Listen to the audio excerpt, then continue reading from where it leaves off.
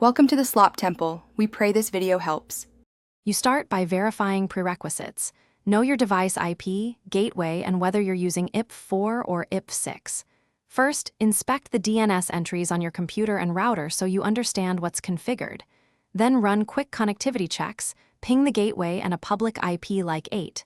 8. 8. 8, because if those fail, DNS won't help. Once these pass, make a simple change. Switch to a known public DNS server on your device to isolate the issue. This reveals whether the problem is DNS specific. Now dig into diagnosis. Run ENS-lookup or dig against your configured DNS and then against a public resolver. This shows discrepancies in resolution. Once done, flush your local DNS cache and renew the DHCP lease to remove stale records. Make sure to restart the DNS client or service on the system.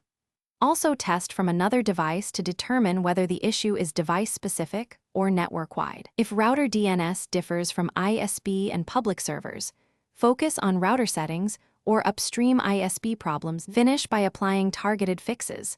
Configure a reliable DNS. Use public resolver IPs or point to your authoritative server, and update the router so all clients inherit the change.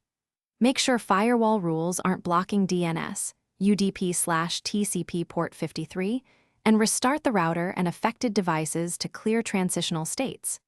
If resolution still fails, capture DNS traffic with packet tools to show queries and responses.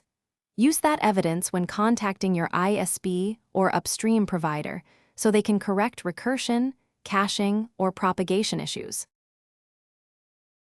Thanks for watching. Consider subscribing if we helped you.